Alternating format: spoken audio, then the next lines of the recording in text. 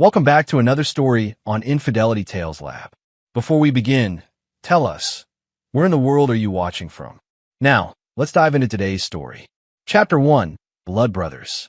Marcus Long stood in the rain outside the small house in Detroit, watching through the grimy window as 6-year-old Tommy LeBlanc picked scraps of food off the floor. The boy's ribs showed through his torn shirt, and his eyes held the hollow look Marcus had seen too many times in war zones. Inside, Christina LeBlanc swayed on her feet, needle tracks visible on her arms. The life insurance money from her husband's death clearly funding something other than her son's welfare. Tommy's fine, she had slurred earlier when Marcus confronted her. Mind your own business. But it was Marcus's business. He'd made a promise to Russell LeBlanc in a foxhole in Afghanistan 3 years ago, moments before an IED took Russell's life. If something happens to me, take care of Christina and Tommy, Russell had whispered through blood-filled lungs. Promise me, brother. Marcus had promised, and Marcus Long never broke his word. The call to child services had been worthless. Christina had connections through her dealer, a low-level city official who made problems disappear for the right price. The system had failed Tommy, just like it had failed so many others. But Marcus wasn't the system. He was something else entirely. Standing 6'3" with the build of the man who'd spent 12 years in special forces. Marcus had learned that sometimes justice required taking matters into your own hands. His weathered face, marked by a scar from his left temple to his jawline, carried the weight of decisions most men never had to make. At 35, he'd killed 17 men in service to his country, and he'd never lost sleep over a single one. 3 weeks later, Christina LeBlanc was found dead of an apparent overdose. Her dealer, coincidentally, had been arrested the same night on charges that would put him away for 20 years. Charges based on evidence that mysteriously appeared in his apartment.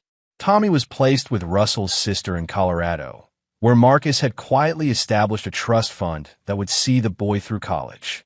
Marcus drove home through the Detroit streets, past the house he'd bought with his military savings and disability pension. The neighborhood was quiet, tree-lined, the kind of place where people minded their own business and asked few questions. Perfect for a man who valued privacy. He pulled into his driveway and sat for a moment, studying the house he'd called home for 2 years. Inside, Ashley was probably asleep or pretending to be. Their marriage had been cooling for months, though Marcus couldn't quite pinpoint when or why. Maybe it was his frequent trips to check on Tommy, or the nightmares that still woke him some nights, or simply the fact that a man who'd spent his adult life in combat zones didn't easily adapt to suburban domesticity.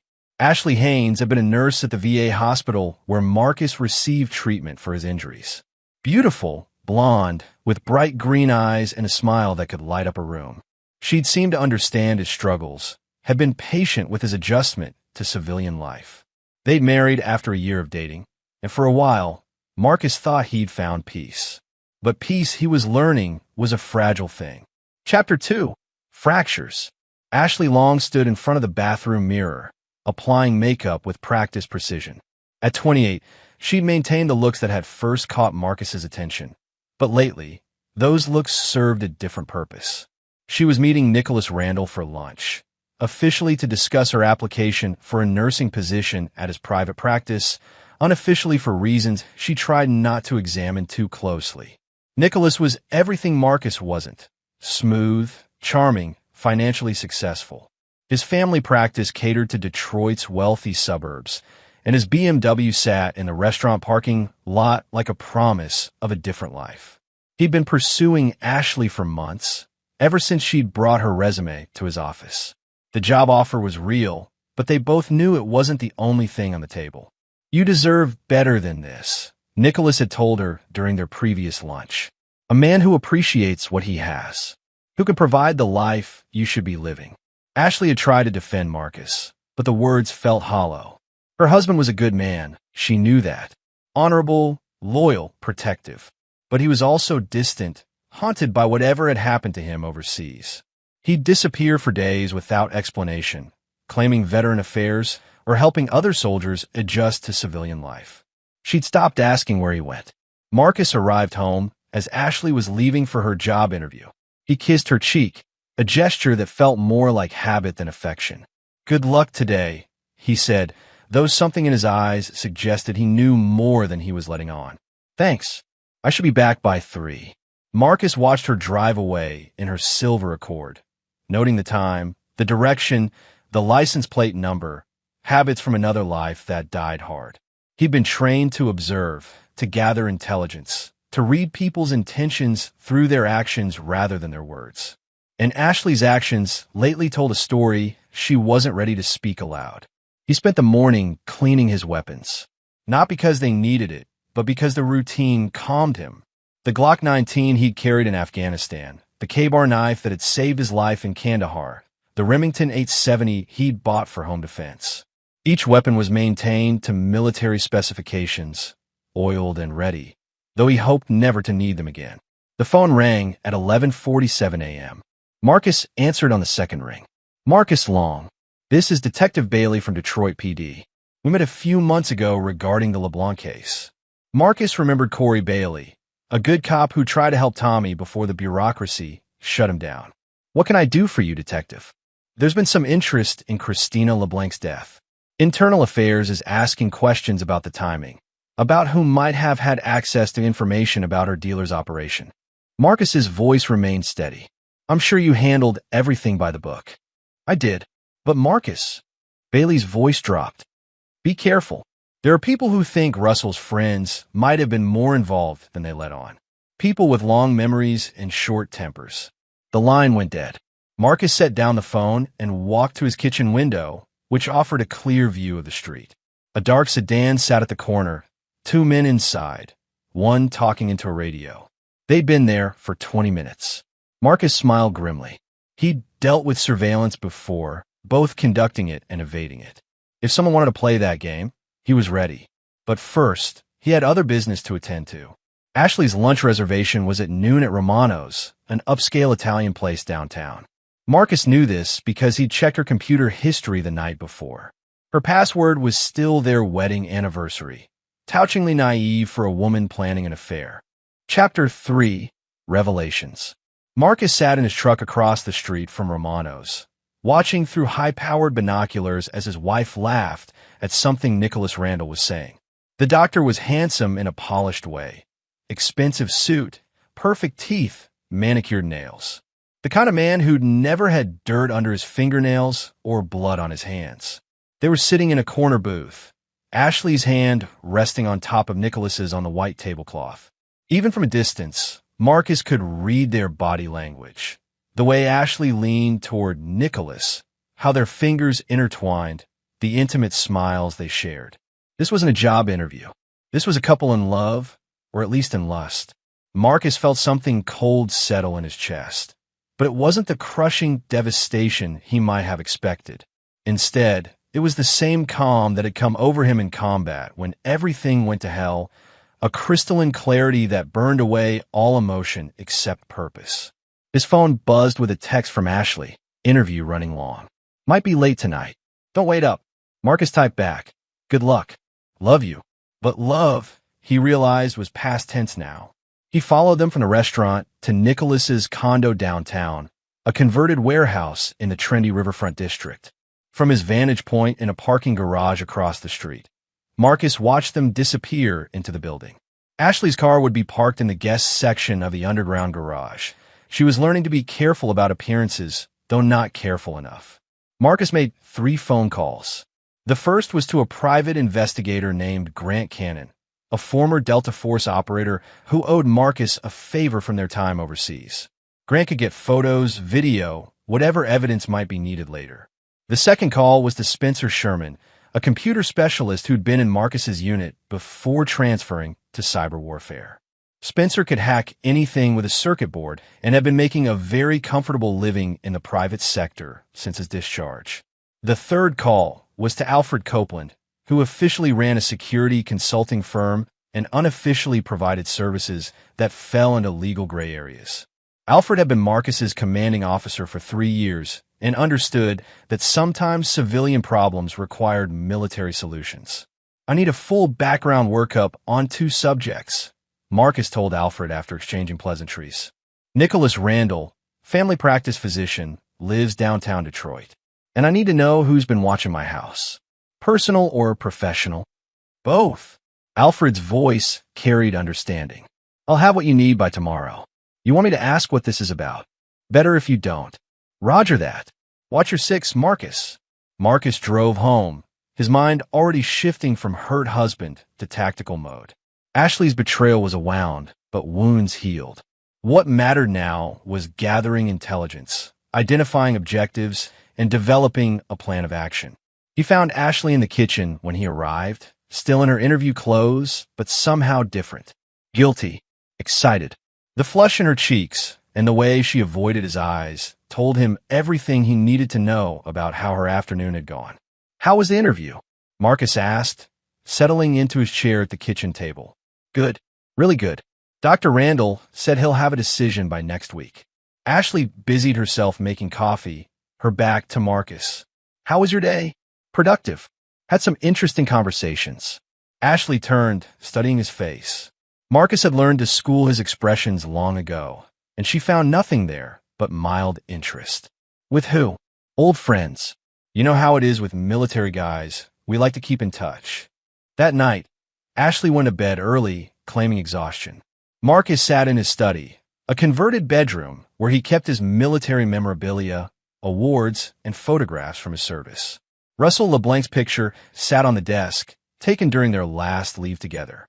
Russell had been grinning, arm around Christina, completely unaware that his wife would betray his memory and endanger his son. Marcus opened his laptop and began typing. If Ashley wanted to play games, he'd show her how a professional played. But first, he needed to understand exactly what kind of enemies he was facing. The surveillance team, Nicholas Randall's background, Ashley's motivations, all pieces of a puzzle that would determine his next moves. By dawn, Marcus had the framework of a plan. It would be elegant, thorough, and absolutely devastating. Ashley and Nicholas thought they were writing a love story. Marcus would teach them they were actually starring in a tragedy. Chapter 4. Intelligence Gathering. The knock came at Marcus's door at exactly 0800 hours. Alfred Copeland stood on the porch, looking like any other businessman in his charcoal suit and wire-rimmed glasses. Only someone with military experience would notice the way he carried himself, the way his eyes constantly scanned for threats or the slight bulge under his left armpit. Coffee? Marcus asked, leading Alfred into the kitchen. Black. Alfred set a manila folder on the table. Your surveillance team is interesting. Detroit PD Internal Affairs, but they're not investigating you for Christina LeBlanc.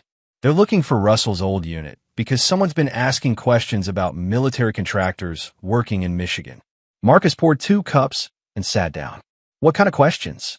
The kind that suggest someone thinks Russell might have been involved in activities beyond his official military record. Someone with enough juice to get IA to do their dirty work. Alfred opened the folder, revealing photos and documents. Nicholas Randall, 32, graduated University of Michigan Medical School. Established his practice 4 years ago with a loan from his father-in-law, Senator Donald Parrish. The name hit Marcus like a physical blow. He'd heard of Parrish during his military service, a defense contractor's wet dream, consistently voted for expanded military budgets, while his family's companies somehow managed to win a disproportionate number of contracts. Parrish's daughter is Elena Parrish Randall, Alfred continued. Married to Nicholas 5 years ago. Separation filed 3 months ago. Divorce proceedings ongoing. Guess who's representing her in the divorce? Marcus studied the photograph of Elena Parrish Randall. Beautiful brunette, expensive clothes, the kind of woman who'd never forgiven her husband for looking at other women. Let me guess, someone who specializes in taking cheating husbands for everything they're worth. Bingo. And get this, the separation was filed the same week Nicholas first contacted your wife about the job position. The pieces were falling into place. Nicholas wasn't just cheating on his wife. He was setting up Ashley as evidence for his own divorce proceedings. A man looking to trade one wife for another probably tried to minimize what he'd lose in the settlement. There's more, Alfred said, sliding another photograph across the table. This is Pablo Johns, Parrish's chief of staff. He's the one who got IA interested in Russell's unit. Apparently, someone convinced the senator that Russell was involved in unauthorized weapons trafficking, and Parrish wants to know if any of his old friends might have inherited the business. Marcus laughed, but there was no humor in the sound. Russell sold vacuum cleaners door to door before he enlisted. The most illegal thing he ever did was keep a Nazi knife he took off a dead Taliban commander. I know that. You know that. But Parrish doesn't, and he's got enough political weight to make problems for anyone associated with Russell's name. Marcus studied the intelligence reports. Senator Parrish was using his influence to investigate Russell's friends, probably as a favor to his son-in-law. Nicholas needed dirt on anyone who might interfere with his plans, and Ashley's military husband represented a potential threat to his carefully orchestrated divorce strategy. So Nicholas doesn't just want my wife, Marcus said slowly. He wants me neutralized. Alfred nodded. Looks that way. You got a choice here, Marcus. You can lay low, let them finish their investigation, and hope they don't find anything worth pursuing. Or I can remind them why Special Forces operators aren't good people to threaten. Your call. But if you decide to play offense, you'll need to be smart about it. Parrish has resources, and Nicholas has money. They can make life difficult. Marcus stood and walked to the window. The surveillance car was gone, but that didn't mean anything. They could be using different vehicles, different tactics. In Afghanistan, he learned that the enemy you couldn't see was usually the most dangerous. I need something else, Marcus said. Complete financial records on Nicholas Randall and Elena Parrish Randall. Medical practice income, assets, debts, everything. And I need to know about their social circle, who they trust, who they owe favors to, who might be willing to sell information. Alfred closed the folder. What are you planning? To keep my promise to Russell, and to teach my wife what happens when you betray someone who's killed for his country. That afternoon, Marcus received a call from Grant Cannon. The private investigator had been busy. Your wife and the doctor are creatures of habit, Grant reported. Same restaurant every Tuesday and Thursday. Same hotel room every Friday afternoon. I've got photos, video, audio recordings. Enough to end any marriage in any courtroom in America. What about their security? Sloppy. They think they're invisible because they use cash and park in different garages. But they don't check for surveillance, don't vary their routes, don't even turn off their cell phones. Amateurs. Marcus felt a familiar satisfaction. Ashley and Nicholas were operating like civilians, thinking like civilians. They had no idea they were playing against someone who'd spent 12 years learning how to hunt human beings.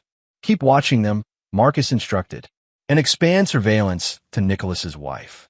I want to know everything about her routine, her friends, her lawyers. Everything. Copy that. Marcus, you want some advice from an old soldier?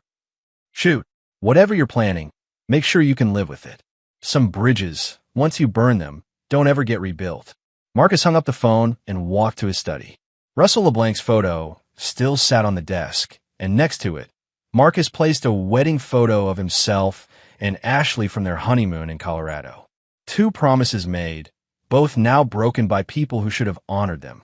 He opened his laptop and began typing an email to Spencer Sherman. If Nicholas Randall wanted to play politics, Marcus would show him what real warfare looked like. Chapter 5, Preparation. Spencer Sherman's fingers flew across the keyboard in his downtown Detroit apartment. Multiple monitors displaying code, financial records, and surveillance footage. The former cyber warfare specialist had built a fortress of electronics in what used to be a one-bedroom apartment, complete with signal jammers, encrypted communications, and enough computing power to hack a small government. Nicholas Randall is a very interesting man, Spencer told Marcus over a secure video call. On the surface, he's exactly what he appears to be. Successful doctor, pillar of the community, married to political royalty. But scratch a little deeper. The first monitor showed Nicholas's financial records. He's hemorrhaging money. The medical practice is barely breaking even. He's got 3 mortgages on properties he can't afford. And his wife's divorce lawyer is demanding forensic accounting on everything he owns. Marcus studied the numbers. How much debt? North of $2 million and climbing. Elena Parrish Randall isn't just divorcing him. She's trying to destroy him financially. Her father's backing her play with the best lawyers money can buy. The second monitor displayed email intercepts. But here's where it gets interesting. Nicholas has been in contact with a pharmaceutical company called Medcore Industries. They're offering him a position as chief medical officer, salary package worth about $5 million annually. What's the catch? Spencer grinned. The job offer is contingent on his divorce being finalized and his reputation remaining intact. They can't afford to hire someone involved in a messy scandal. So Nicholas needs to get divorced without looking like the bad guy, and he needs to do it fast. Marcus felt the pieces clicking into place. That's where Ashley comes in. He's not just having an affair. He's creating evidence that his marriage was already over before he started cheating, setting up a narrative where he's the victim of a loveless marriage who found solace with another woman. Exactly. And there's more. The third monitor showed photographs of Nicholas meeting with men Marcus didn't recognize. These are private investigators, but not the kind who take photos of cheating spouses. These guys specialize in corporate espionage, personal destruction, making problems disappear. Marcus leaned forward. What kind of problems? The kind that might testify in divorce proceedings. Nicholas has been having affairs for years, but Elena's lawyers can't prove it because his previous girlfriends have all mysteriously developed amnesia, lost evidence, or simply disappeared from Detroit altogether. The pattern was clear now. Nicholas Randall wasn't just a cheating husband. He was a predator who used his connections and resources to silence anyone who threatened his carefully constructed image. Ashley wasn't his first victim. She was just the latest in a line of women who'd served his purposes and been discarded when convenient. What about Elena? Marcus asked. Spencer pulled up another file. Elena Parrish Randall is not someone you want as an enemy. Daddy might be the one with the Senate seat, but she's the one with the brains. Graduated Harvard Law, worked for the Justice Department before marriage, still has connections throughout federal law enforcement. Why isn't she using those connections to destroy Nicholas? Because she's playing a longer game. Elena wants to take Nicholas for everything he's worth, but she also wants to preserve the family's political reputation. A messy divorce with allegations of criminal behavior would damage her father's career. So she's being surgical, destroy Nicholas financially and personally, but keep it out of the headlines. Marcus stood and walked to his window. The surveillance team was back, different car this time, but the same pattern. They weren't trying to hide anymore, which meant they wanted him to know he was being watched. Psychological pressure, meant to make him nervous, make him do something stupid. Spencer, I need you to do something for me. Can you access Elena Parrish Randall's communications? That's federal law enforcement royalty, Marcus. Her emails are probably more secure than the Pentagon's. I'm not asking you to hack her emails. I'm asking you to deliver a message. Spencer's expression grew cautious. What kind of message? Marcus outlined his plan. It was elegant in its simplicity. Use Elena's desire for revenge against Nicholas to serve his own purposes, while giving her what she wanted most. Evidence that would destroy her husband's reputation and his future prospects. That's actually brilliant, Spencer admitted. But you're playing with fire. If Elena figures out you're manipulating her, she won't. Because everything I'm going to give her is true, and everything I'm asking for in return is something she already wants to do. That evening, Marcus sat in his truck outside Ashley's yoga class, watching her through the studio windows. She was beautiful, graceful, completely unaware that her husband was planning the systematic destruction of her lover and everyone who'd chosen to threaten him. His phone buzzed with a text from Ashley. Going out with the girls after class. Don't wait up. Marcus knew the girls was code for Nicholas. They'd probably go to their usual hotel, make love like they were teenagers, talk about their future together once Ashley divorced her damaged war veteran husband. Nicholas would promise her the world, paint pictures of a life filled with money and security and social status. Marcus typed back, have fun. Love you. But love was a luxury he could no longer afford. Russell LeBlanc had died trusting Marcus to take care of his family, and Marcus had kept that promise through blood and violence. Now Ashley was breaking her promise to love and honor her husband, and Nicholas was using her to threaten Marcus's freedom and future. Some promises were sacred. Others were just words people said before they showed you who they really were. Marcus drove home through the quiet streets, past the surveillance car that was trying too hard to look invisible. Tomorrow, he would begin teaching everyone involved why betraying a special forces operator was the kind of mistake you only made once. His phone rang as he pulled into his driveway. Alfred Copeland's voice was tense. "Marcus, we've got a problem." One of Russell's old squad mates, Don Parrish, no relation to the senator, was found dead in his apartment in Chicago. Apparent suicide, but the timing suspicious. Marcus felt cold rage building in his chest. Someone's cleaning house. Looks that way. Don had been asking questions about who was investigating Russell's unit. Whoever's behind this doesn't want word getting out that they're targeting military veterans.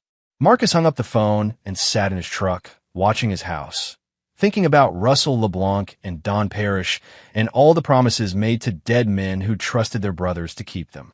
Tomorrow, the war would begin in earnest. Chapter 6. The Trap. Elena Parrish Randall sat in her father's study in Bloomfield Hills, reviewing financial documents that painted a picture of her husband's spectacular greed and stupidity. At 31, she possessed her father's political instincts and her mother's ruthless intelligence, wrapped in the kind of devastating beauty that made men underestimate her until it was too late. The anonymous email had arrived at precisely the right moment. Detailed financial records showing Nicholas's debts, photographs of his meetings with Medcore Industries executives, and most importantly, evidence of his systematic intimidation of previous mistresses. Everything she needed to destroy him completely, delivered by someone who clearly wanted Nicholas Randall to suffer. "The question," she murmured to her father, "is who our anonymous benefactor might be and what they want in return." Senator Donald Parrish looked up from his own papers. At 62, he was the kind of politician who'd survived 4 decades in Washington by understanding that information was the ultimate currency. Someone with access to private investigators, financial records, and intimate knowledge of Nicholas's activities. Someone with military or law enforcement connections. Elena studied the photographs again. Someone who wants Nicholas destroyed as badly as I do. Her phone buzzed with a text from an unknown number. "Romano's restaurant, tomorrow at noon. Come alone. Bring the documents I sent you." Elena smiled. She'd been looking forward to meeting her mysterious ally. Marcus arrived at Romano's 30 minutes early, taking a corner table with clear views of all entrances and exits. He wore a dark suit that concealed the Glock holstered at his hip, and his appearance had been carefully calculated to suggest military precision without obvious threat. He needed Elena to see him as a resource, not an enemy.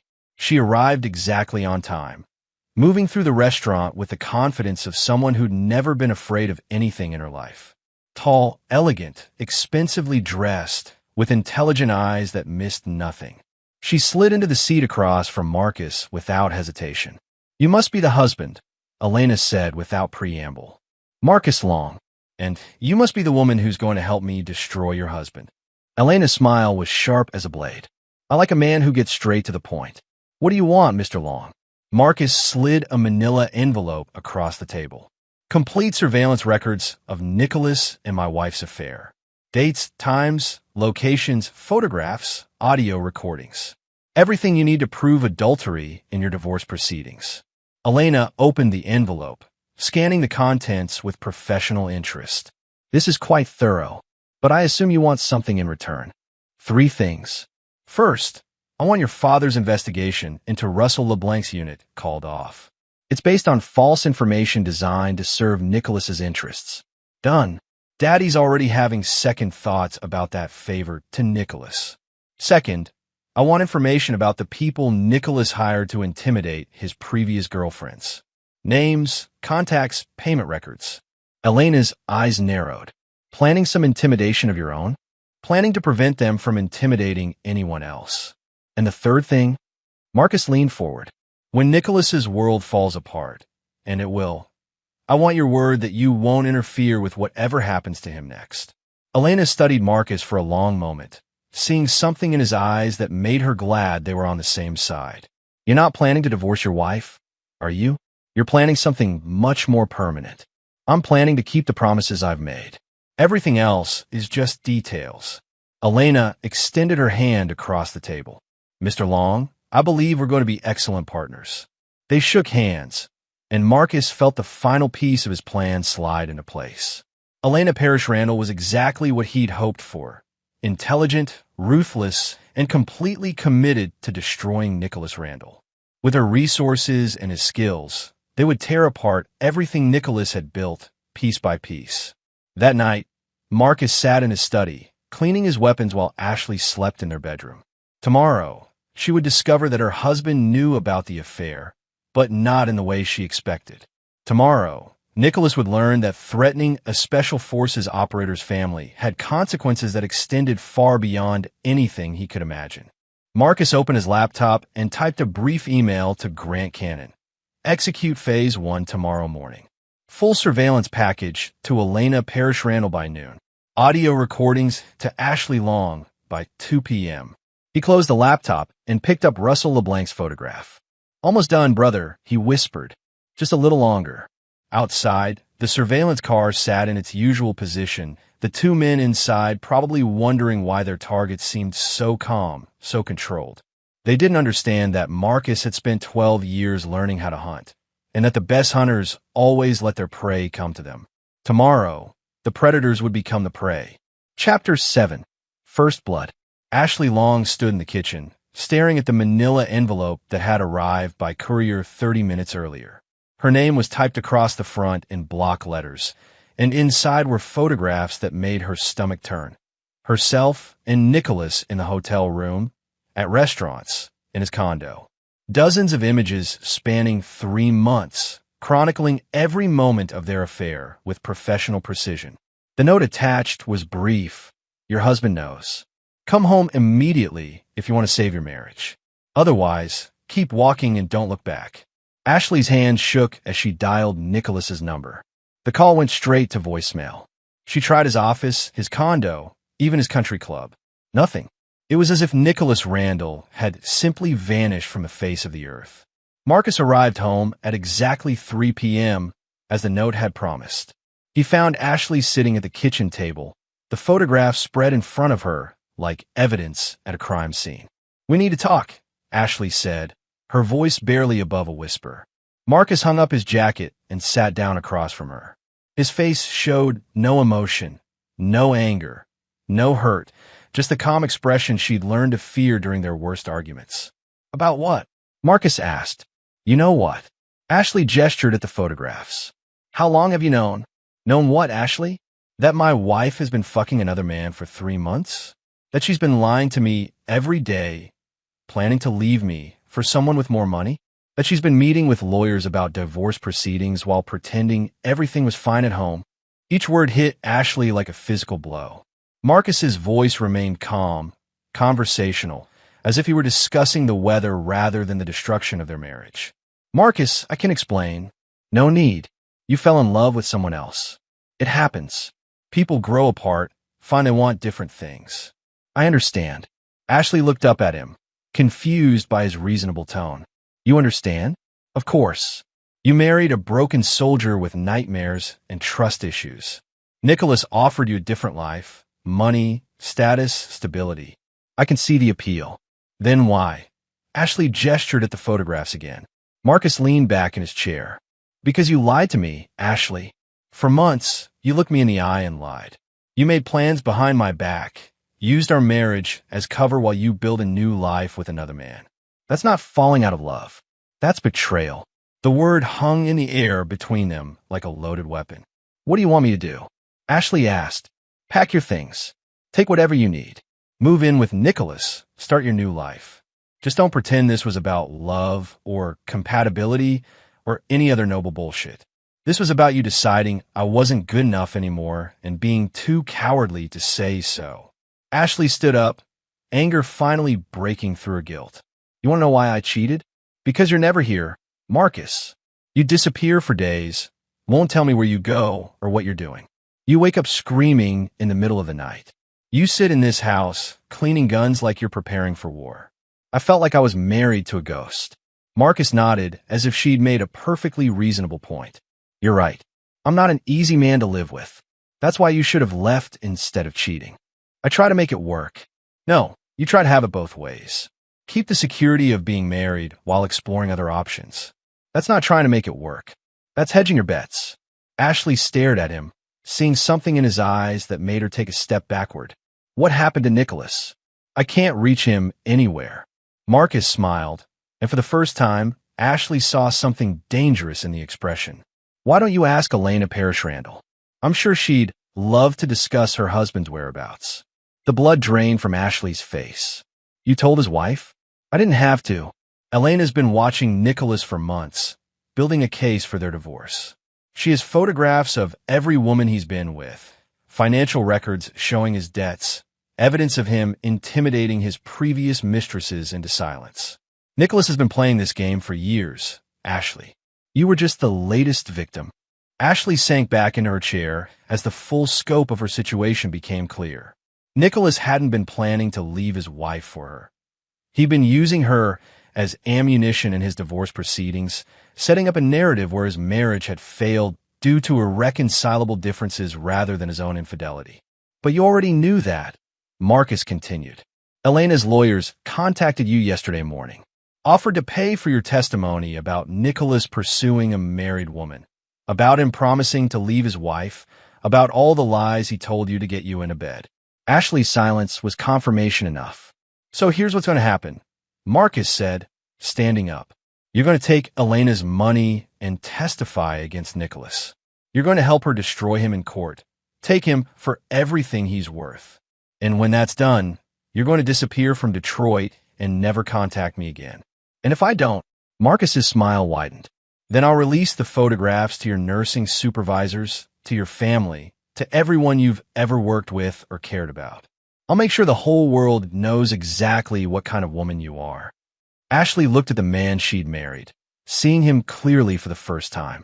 Not a broken soldier struggling with civilian life, but a predator who'd been watching, planning, waiting for the right moment to strike.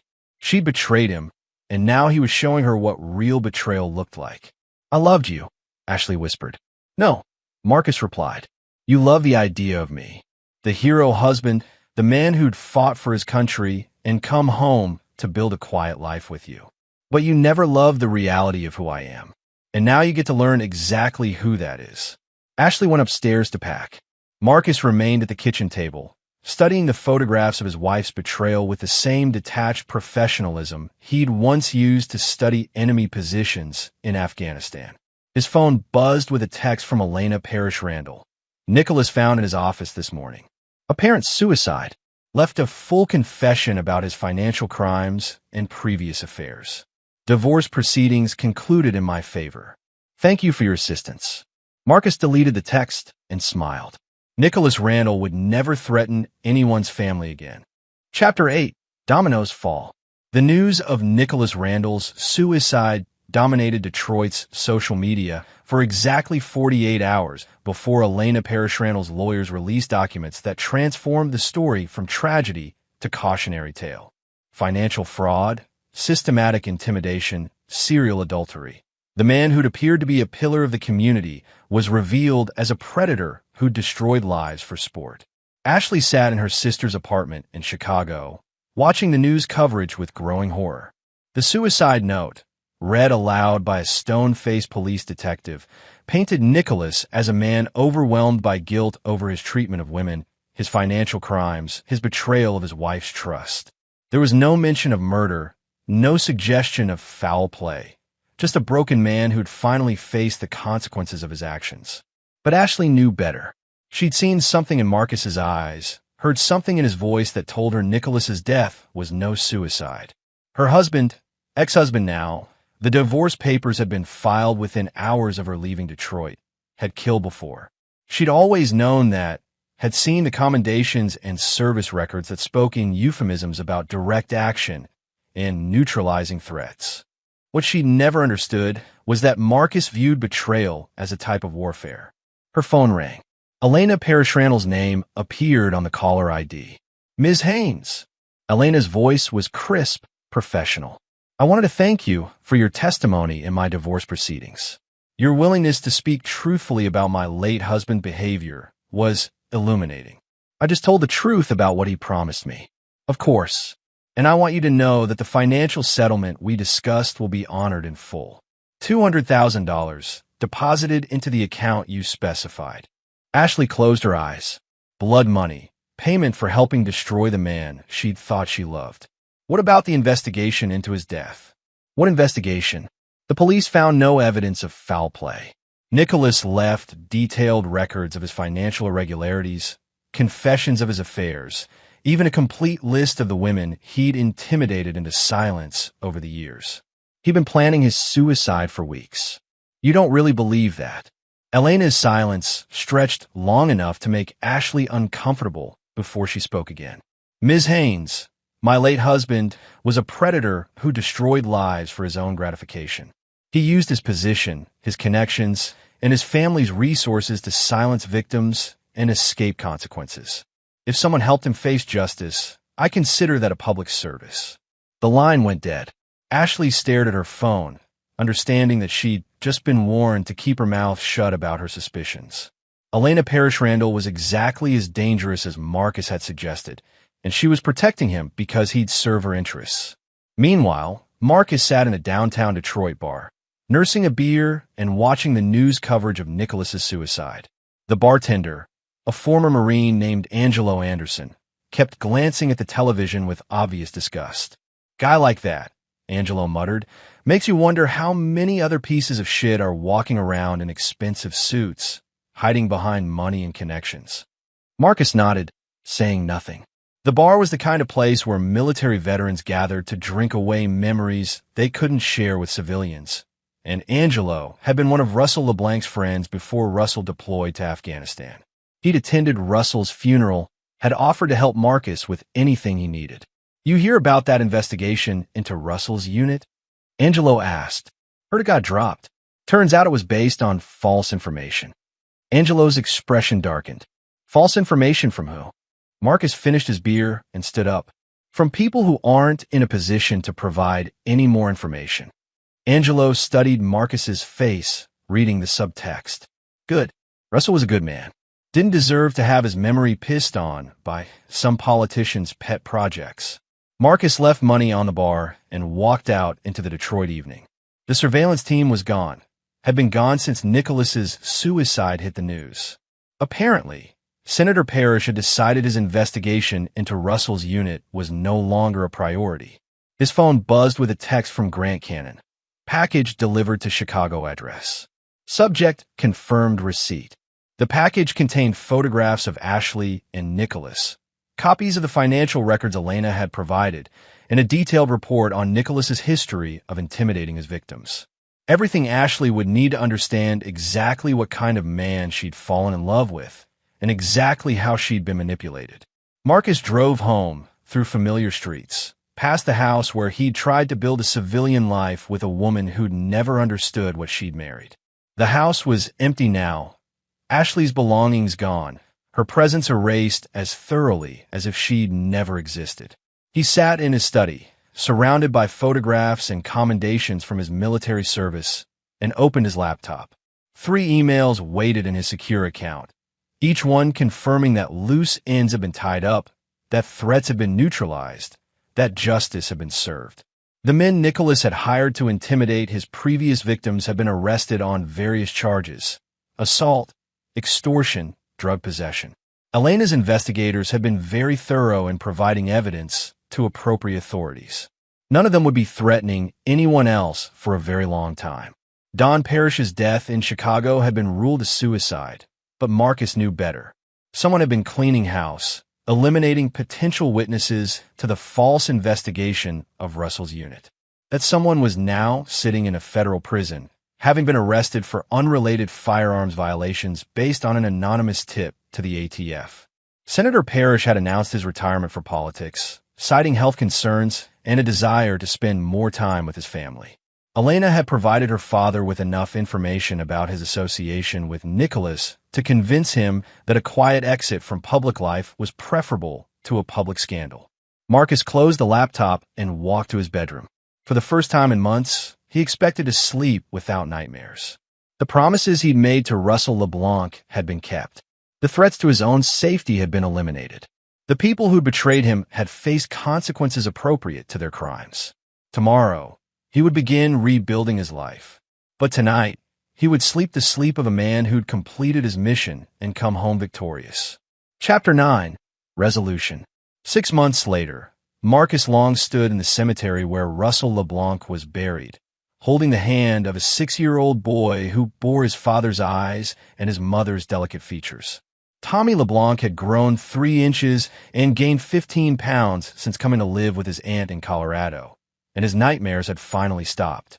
"Uncle Marcus," Tommy said, using the title Marcus had taught him, "Daddy would be proud of you, wouldn't he?"